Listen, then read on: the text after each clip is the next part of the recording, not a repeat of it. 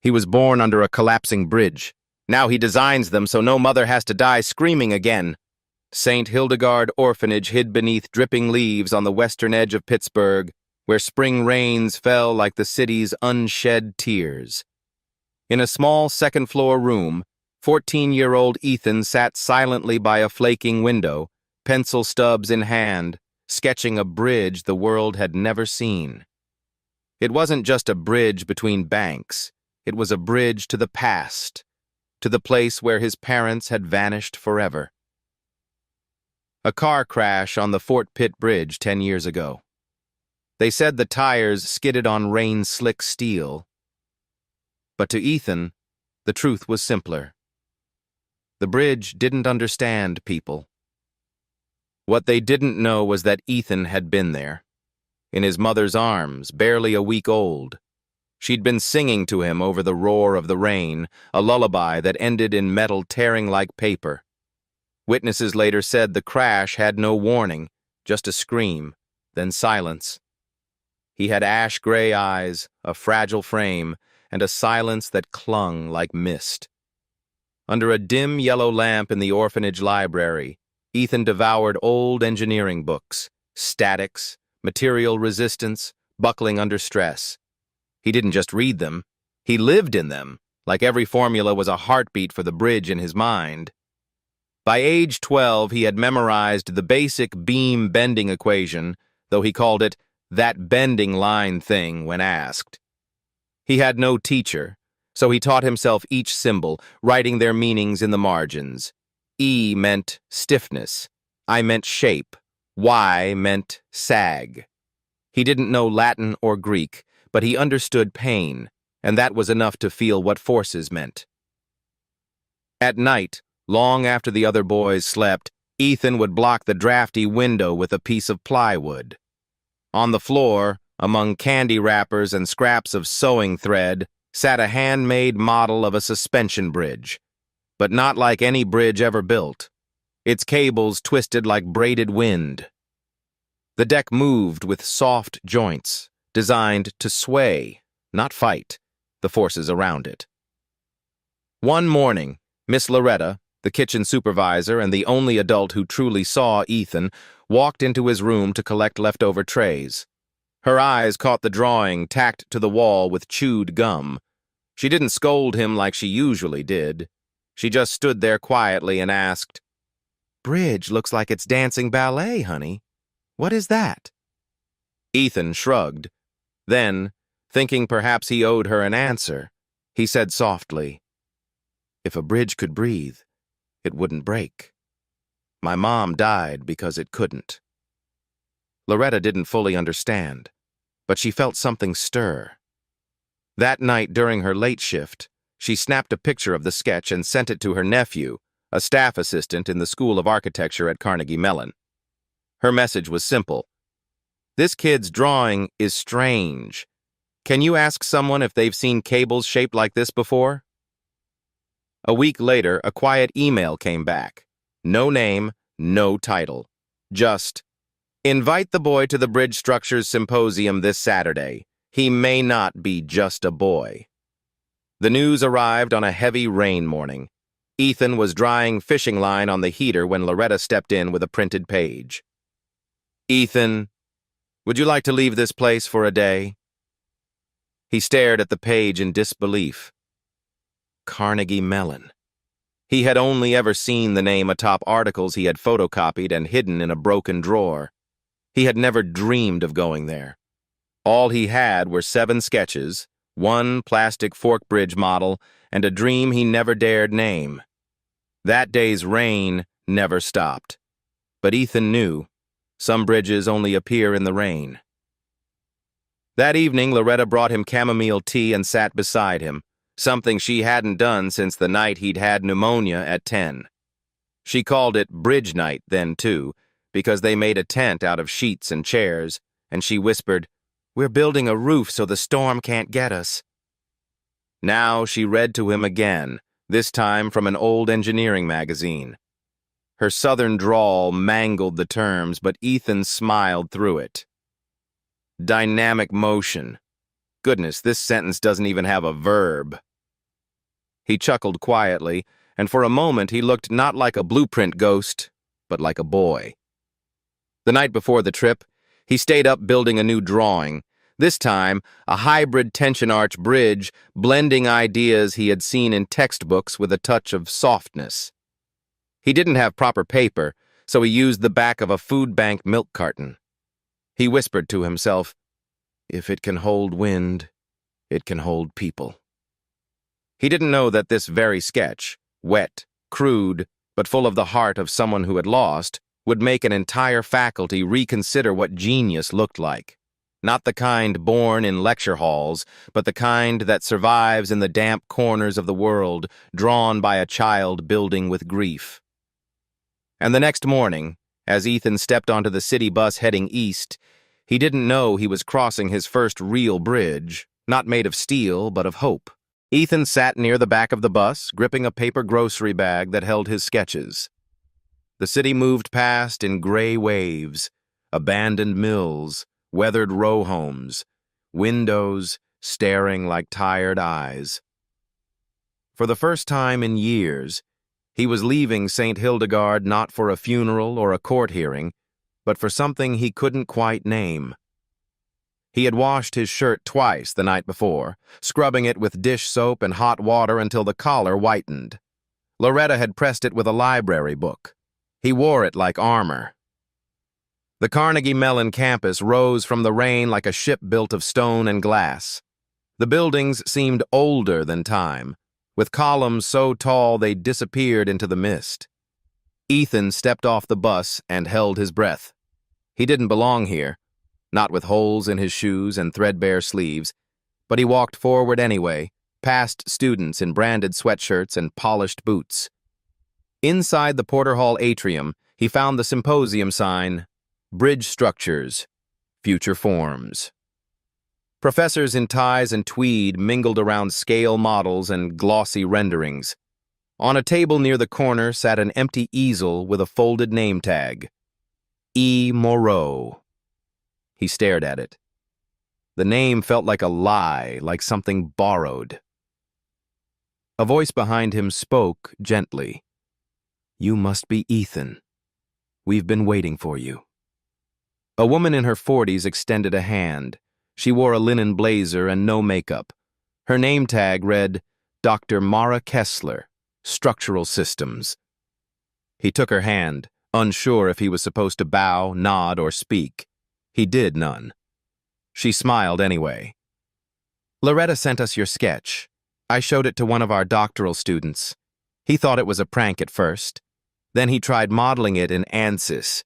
It held load better than his thesis." Ethan blinked. He didn't know what ANSYS was, but he understood the tone of respect underneath the words. It felt like stepping into dry socks after days of rain. Dr. Kessler walked him to the easel.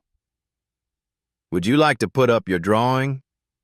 He pulled out his folded bridge design, the milk carton one, and flattened it carefully. A ripple of voices fell quiet around him as he clipped it in place. Lines danced across the page. Tension and compression lived in balance. There were no notes, no equations, just shape and form, like a song drawn by hand. Minutes passed. A young man with round glasses leaned in. "Is this based on tuned mass dampers?" Ethan replied softly. "I just watched trees. They bend at the top, not the base. Bridges should too."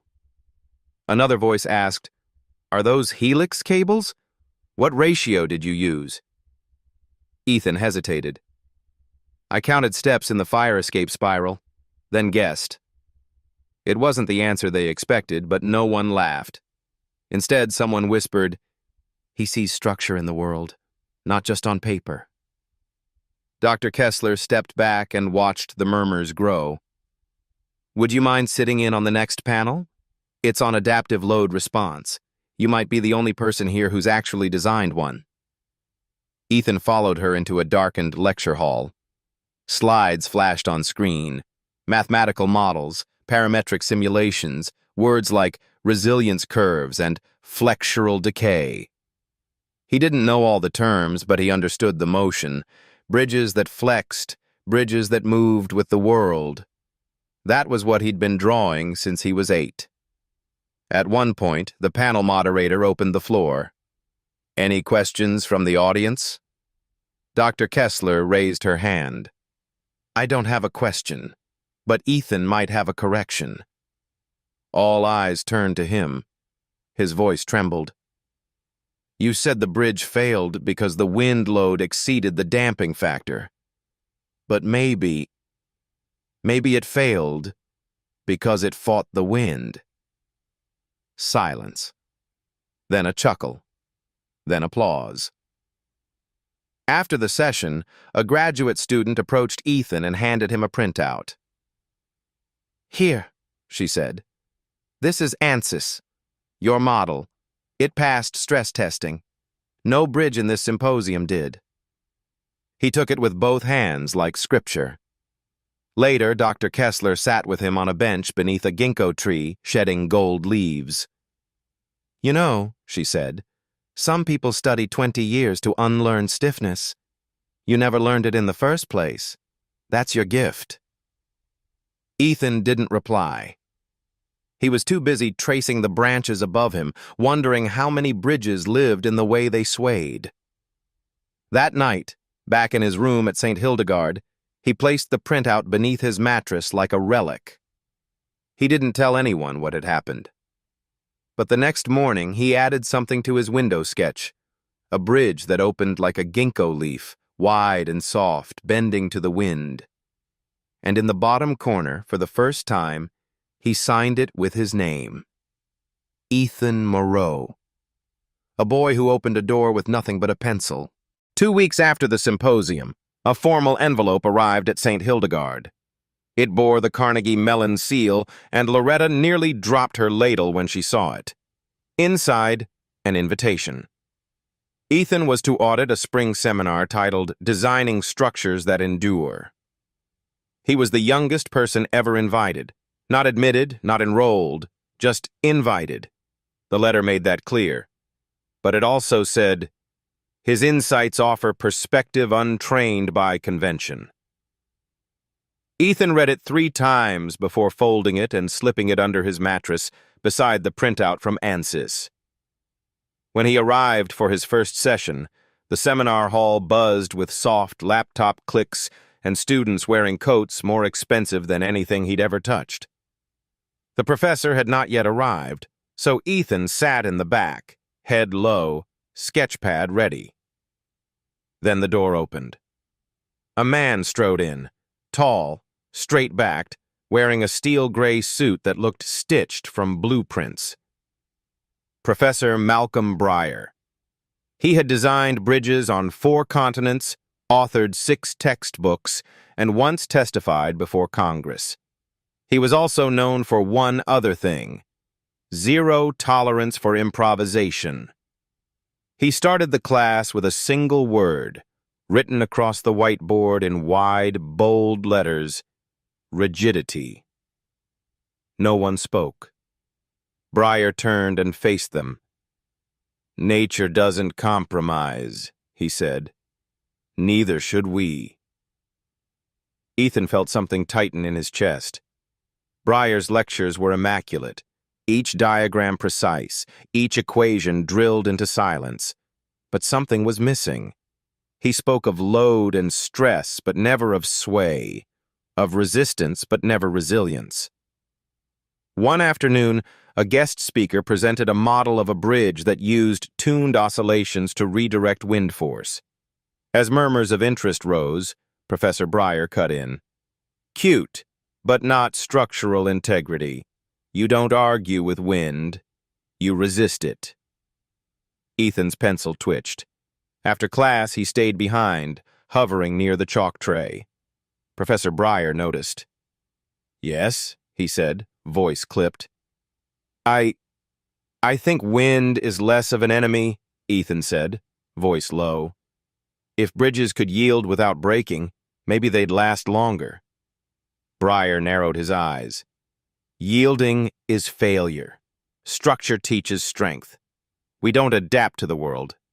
We shape it. Ethan didn't reply. He simply nodded and left. But that night, he began sketching something new.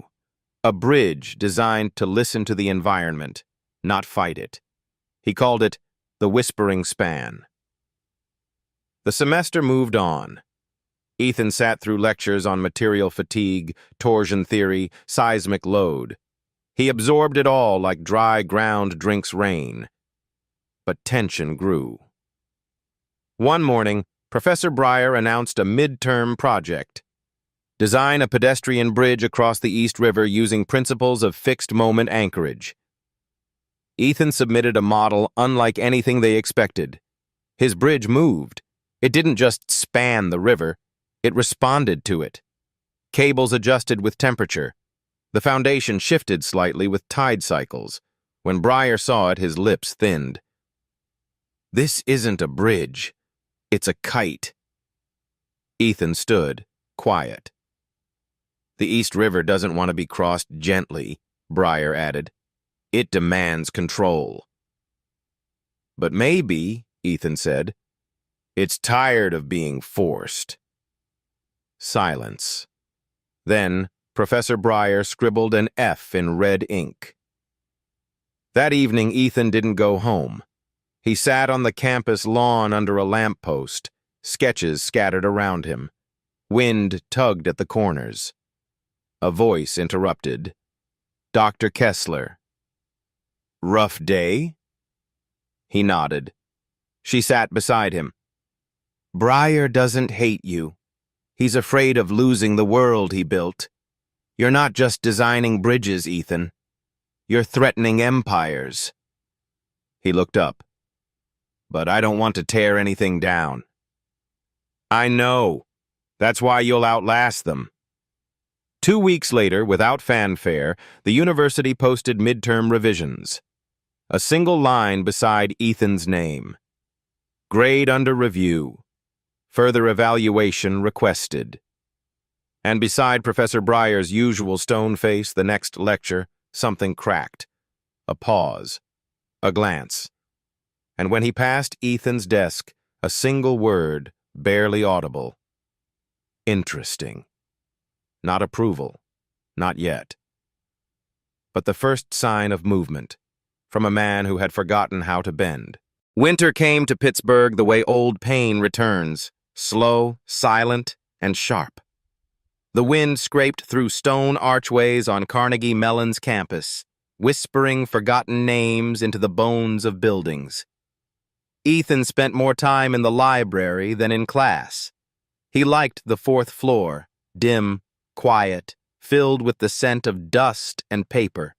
It was where engineering journals went to be forgotten. And sometimes, he thought, so did he.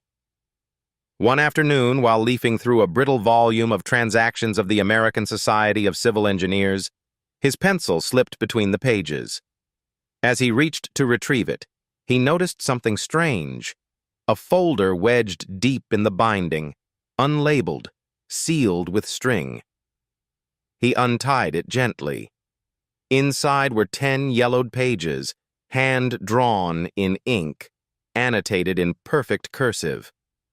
The first line read, "Proposed design, variable stress suspension bridge.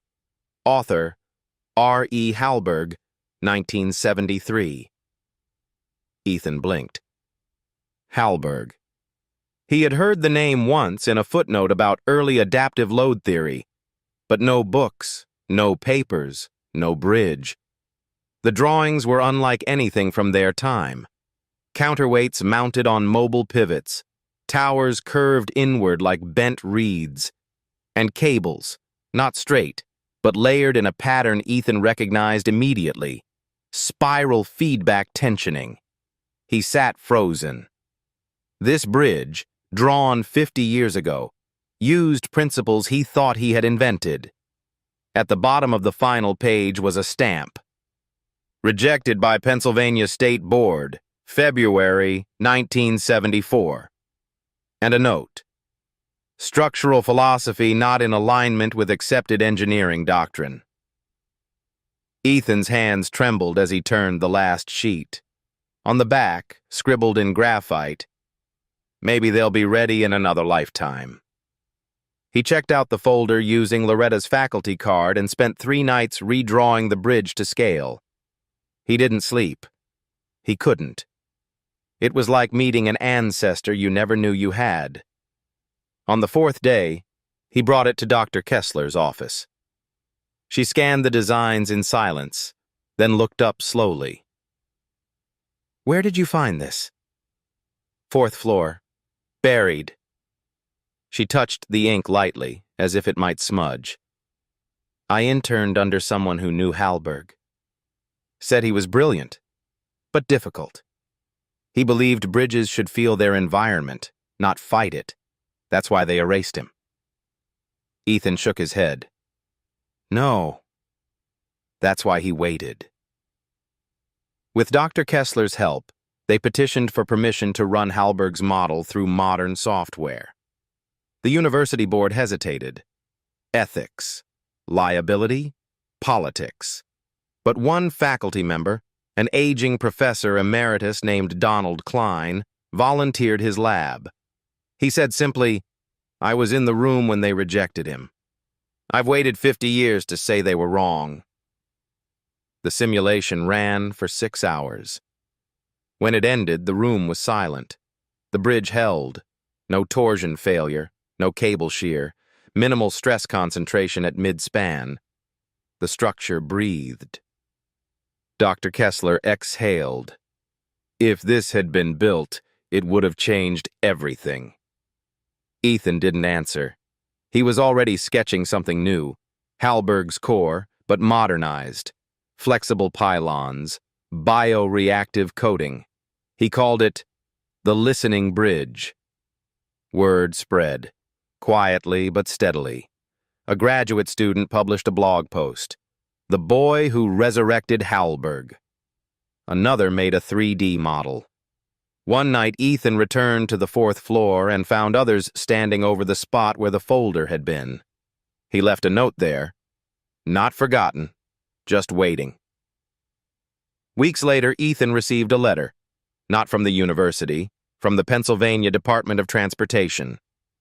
They were reopening Hallberg's application for review. A final paragraph read, "We understand the original designer has passed. However, his work, revisited through your lens, deserves a second look."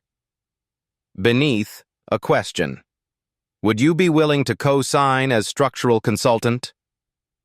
He read it 3 times, then once more. Outside, snow began to fall on the steel roofs of Pittsburgh, soft as forgiveness. Ethan whispered, "Yes." And somewhere, perhaps, the wind crossed the old Fort Pitt Bridge a little more gently that night. The wind returned to Pittsburgh in March. Not the whispering kind Ethan had grown used to, but the kind that roared through alleys like it was looking for something it lost.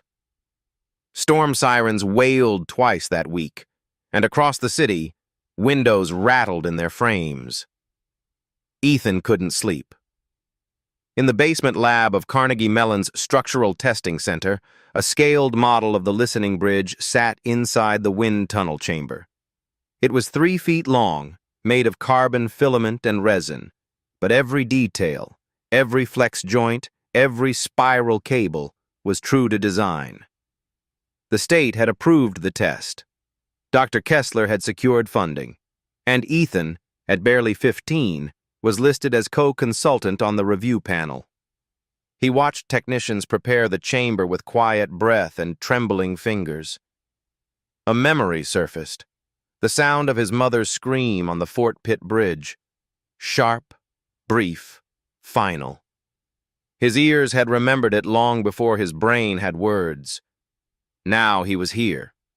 Not to forget it, but to build through it. The test began at 9 o'clock a.m. Wind levels were programmed to rise in controlled increments. 20 miles per ampere, then 40, 60, 80. Monitors tracked stress at key joints. Cameras recorded every shiver.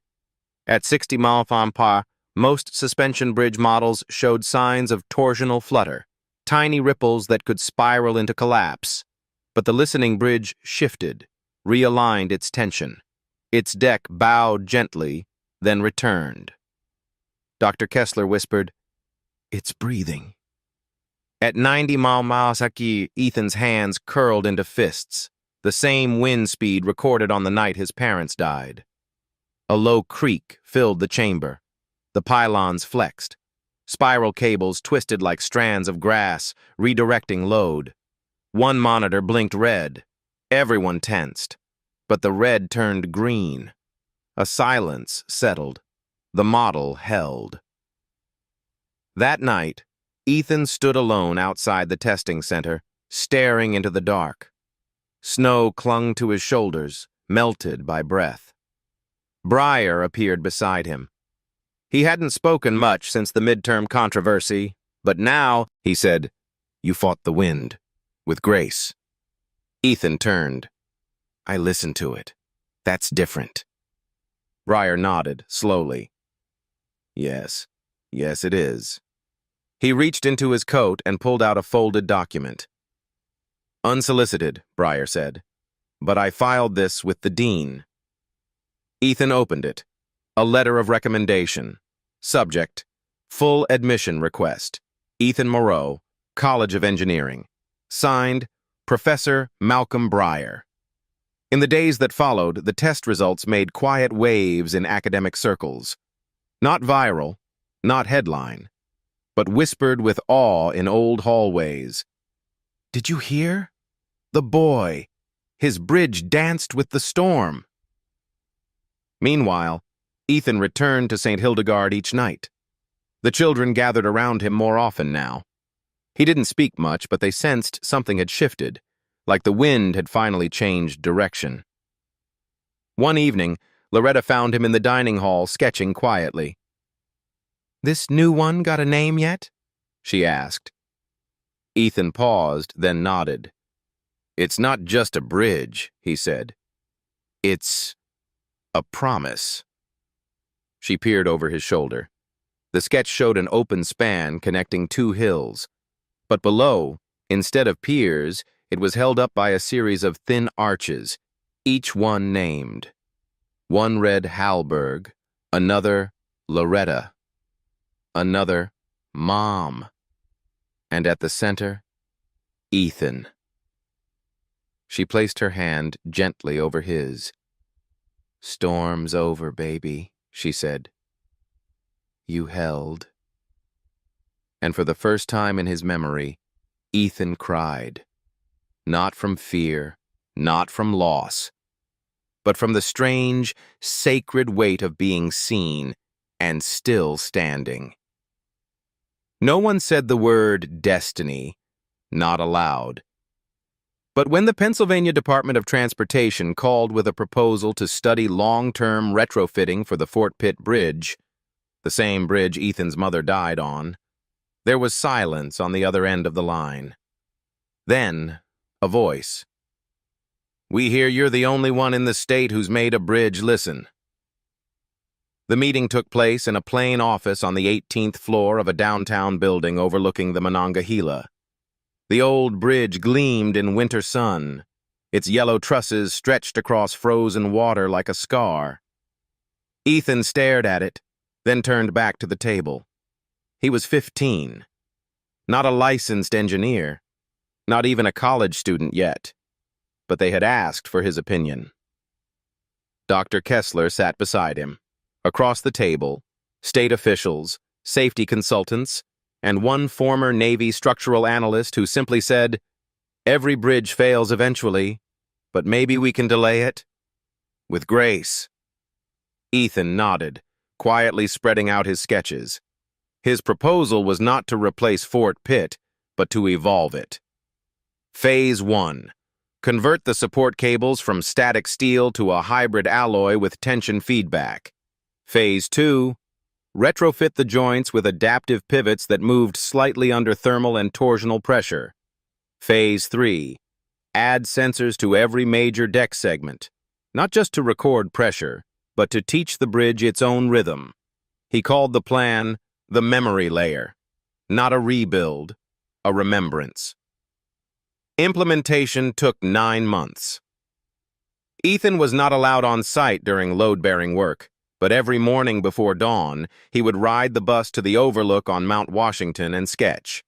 At school, kids began to whisper, not in mockery, more like awe they didn't know how to voice. That's the bridge kid, the one who made steel breathe. The Fort Pitt retrofit was tested in November under simulated storm stress. The bridge held better than in any test since its construction. Oscillation dropped 28%. Heat fatigue down 32%. Stress recovery improved nearly 40%. When Ethan received the full report, he opened it alone in the library and read every page in silence. Page 147 held the final data sheet. Recommended for 15-year extension pending final federal review. He looked up. Rain tapped the glass gently, but the wind outside didn't howl. It moved, like something that had been heard.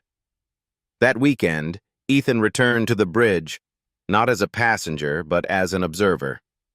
He stood at the eastern pedestrian path, overlooking the city his mother never got to finish raising him in.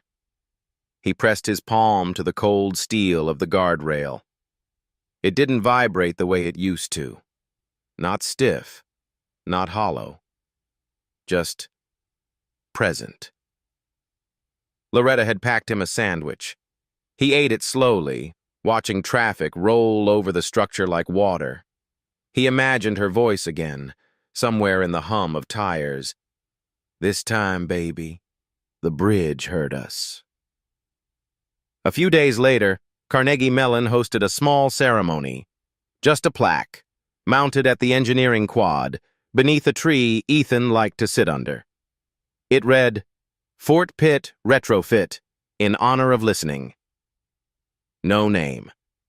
Ethan had asked for it that way, but someone, probably Dr. Kessler, had added in fine print below, initiated by Ethan Moreau, age 15, for the mother who didn't get to cross.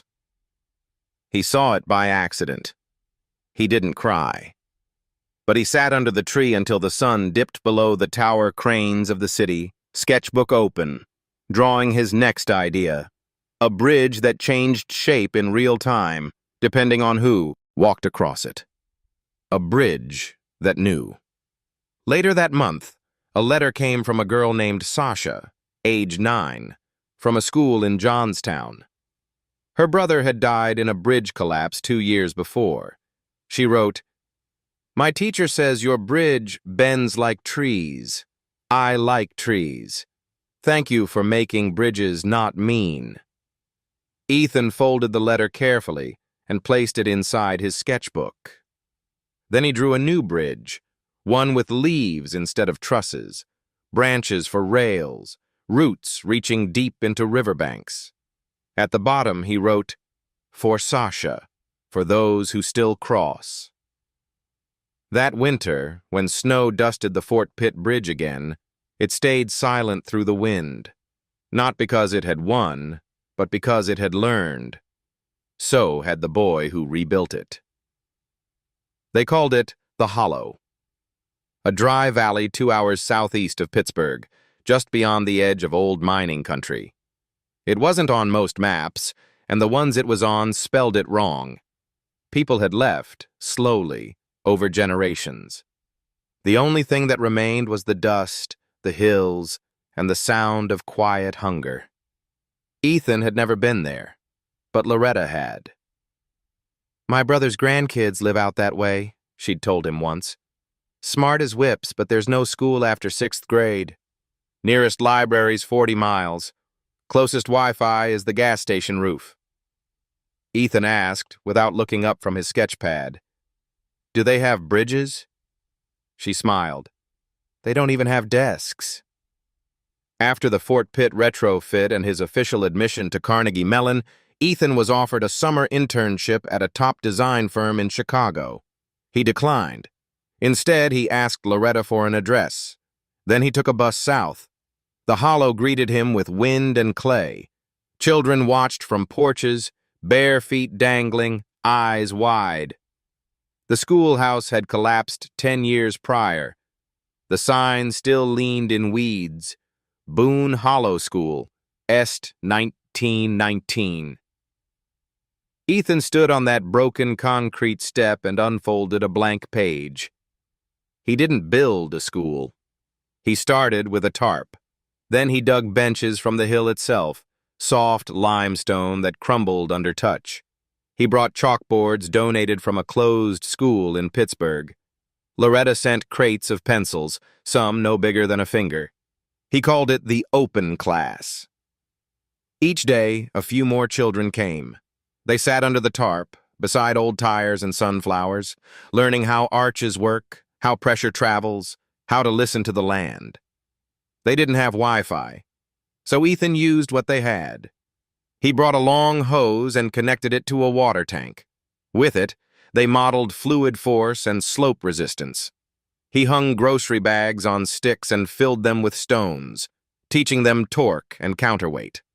When he mentioned modulus of elasticity, a girl named Birdie asked, "Is that like how my grandpa's spine bends in the morning?" Ethan smiled. Exactly that. At night, he slept in the shed behind the broken school.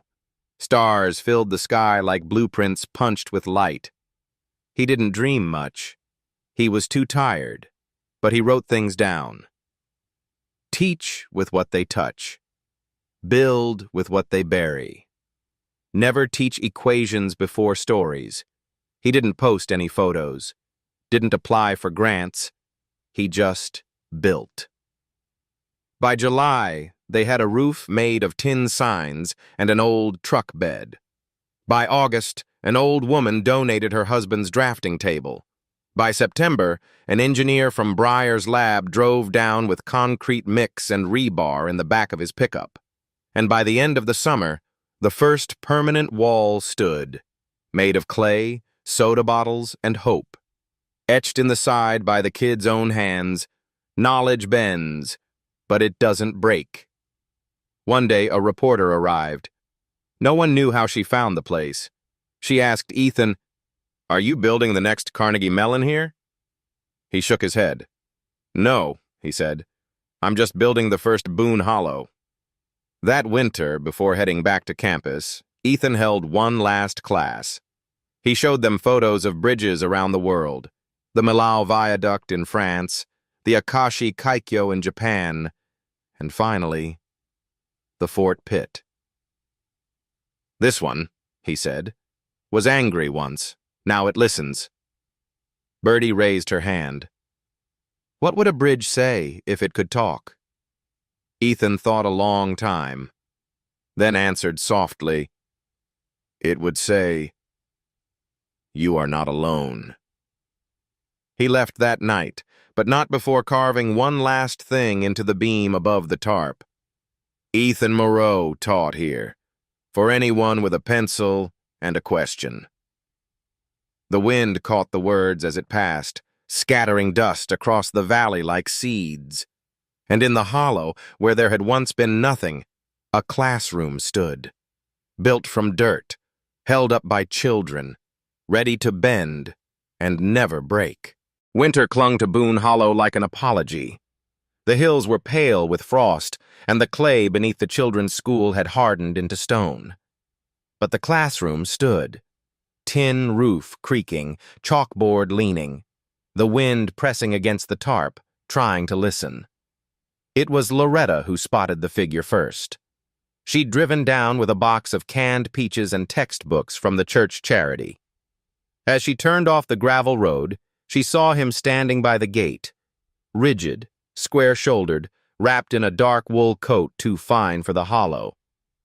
She parked, stepped out, and crossed her arms. "Well, I'll be," she said. "What in God's square logic are you doing here?" Malcolm Breyer didn't flinch. "I came to see a bridge." She snorted.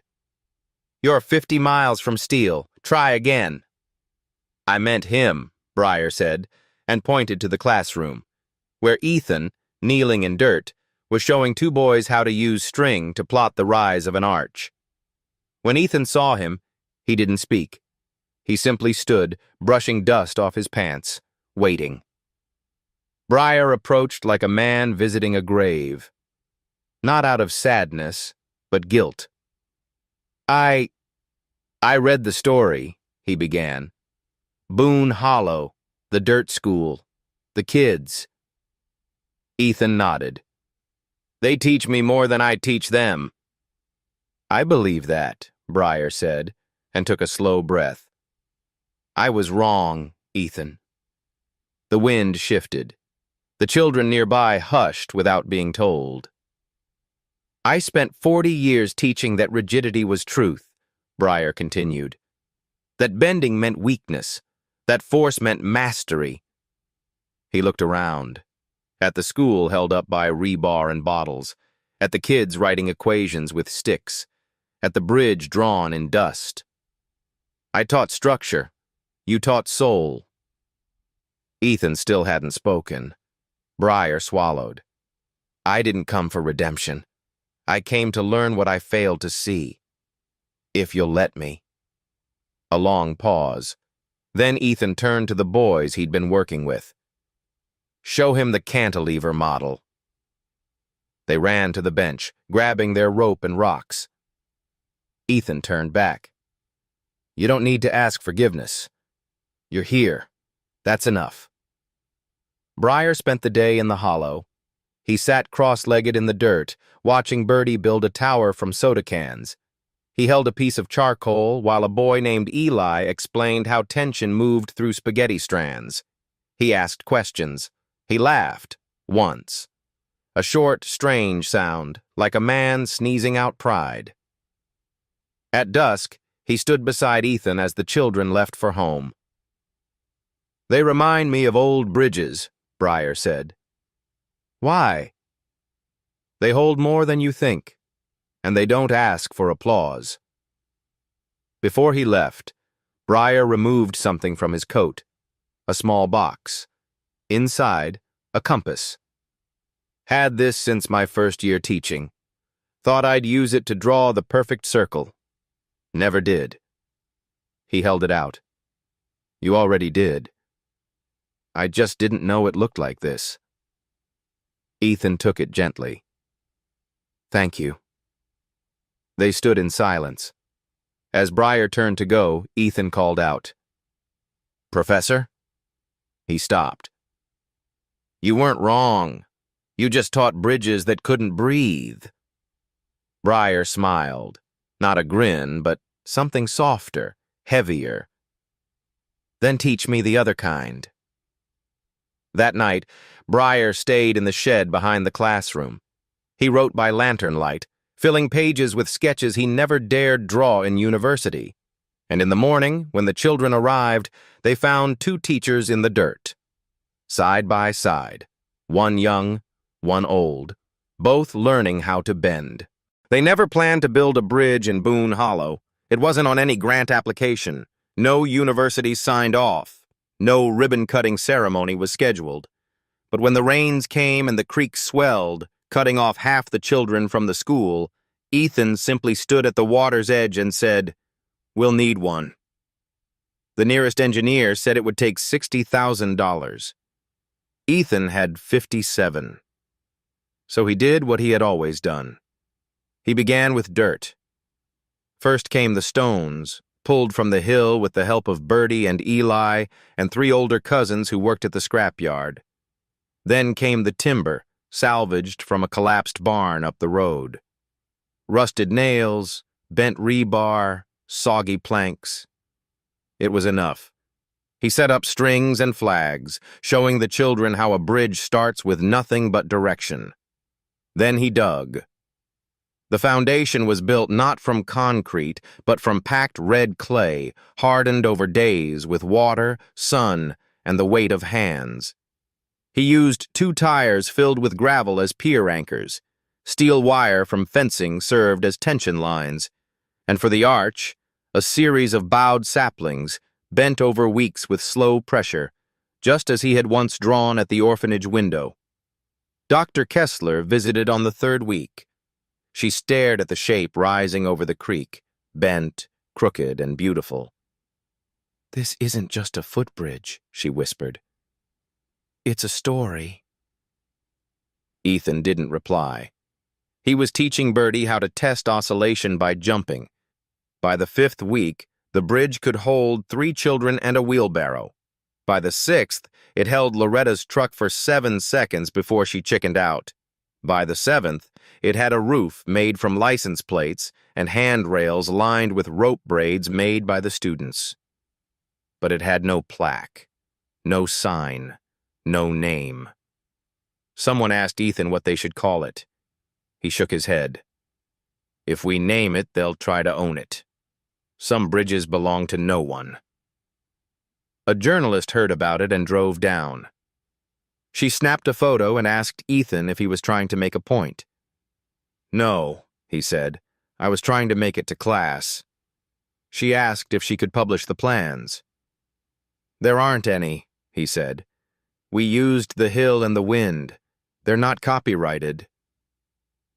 That winter, the water rose again, higher than before. The children watched from both banks as the water lapped at the bridge's feet. It groaned, it swayed, it bent, but it did not break. They cheered. One boy said, "She's got legs like Grandma." In the spring, the Department of Rural Infrastructure came to inspect. A man in polished boots stepped out holding a clipboard. "This isn't standard," he said. "No," Ethan answered. "It's better." The inspector frowned. "It won't last 50 years. "It doesn't have to," Ethan said. "It just needs to last until they grow up." He pointed to the kids building model bridges with rubber bands and stones. "They'll make a better one. I just made the first one." Later that night, Ethan stood on the center span, alone. The stars above, the creek below. Somewhere behind him, a guitar strummed from someone's porch. Breyer had gone back north, but not before sketching 3 new bridges in the Hollows classroom. Loretta had gone back to Pittsburgh, leaving behind her peach jam and a note. "You're a better engineer than I was a cook. Don't tell the church ladies." And the children. They slept with pencil stubs under their pillows. Ethan traced his hand along the rope railing. Then, with a piece of chalk, he wrote one word near the arch. Not his name, just one word. Enough. Because sometimes a bridge doesn't need to be remembered. It just needs to be there when someone needs to cross. It was never supposed to be a legacy. Ethan never used the word, never liked it. He said it felt like something built of marble and politics, not pencils and dirt. He believed in sketches, in things that changed, in bridges that bent. By the time he turned 19, Boone Hollow had 5 more bridges, 2 designed by the children, 1 built entirely by Birdie and her cousins, 1 designed by Breyer, now retired, who had moved into a small trailer up the hill. Ethan no longer drew for glory.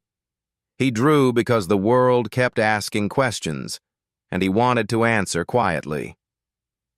It was a mild spring when the illness returned. He'd had trouble breathing for months. The doctors at Pittsburgh called it complication from childhood exposure. The scars in his lungs were old, older than even his memory of them. Loretta drove down with homemade soup and a stubborn prayer. Dr. Kessler called every night. Breyer sat in silence beside him, sketching pylons that would never rise. And Ethan didn't speak much, except to the kids. To them, he still taught every morning under the tarp, still watched their hands shape rivers in dust, still whispered, "Don't forget to listen." One evening, Birdie found him at the riverbank, staring at the bridge with the rope railings. She noticed the pencil in his hand. "What are you drawing?" He smiled faintly. "The last one." She knelt beside him, watching the lines appear. It wasn't a grand bridge. It was small, gentle, the kind you'd find in a park or a memory. No steel, just wood and cloth. But beneath it, he drew not water, but hands. Dozens of them, holding it up. Birdie whispered, "It looks like us." Ethan nodded. "It is you." That night, as the wind shifted and stars blinked through clouds, Ethan placed the drawing in a tin box and buried it beneath the foundation of the first classroom. Not to be found, just to be. The next morning, he didn't wake. They held the memorial under the tarp. No flowers, just sketches. Children read aloud from his notebooks. Loretta cried. Briar didn't. But he placed Ethan's first bridge model, made of forks and string, on a wooden table like a sacred thing. Dr. Kessler read his favorite sentence. "Bridges are not things. They are promises in tension." Years passed. Boone Hollow grew. Slowly. Softly. The classroom got real windows. The bridge got lighting. Birdie went to Carnegie Mellon. She returned every summer to teach. Briar passed 2 winters later. His will asked for one thing. Scatter my ashes beneath Ethan's bridge. Let me bend, not break. No one ever dug up the tin box. But on the 10th anniversary of his passing, the children, now grown, etched Ethan's final sketch into stone using the only surviving copy, drawn by Birdie from memory. No words, just hands, and a small bridge. If you ever pass through Boone Hollow, you may cross it. You may not notice. You may think it's just wood and dirt and rope. But if you listen, truly listen, you might hear it. A breath, a whisper, a boy, sketching, and a bridge, waiting to carry you home.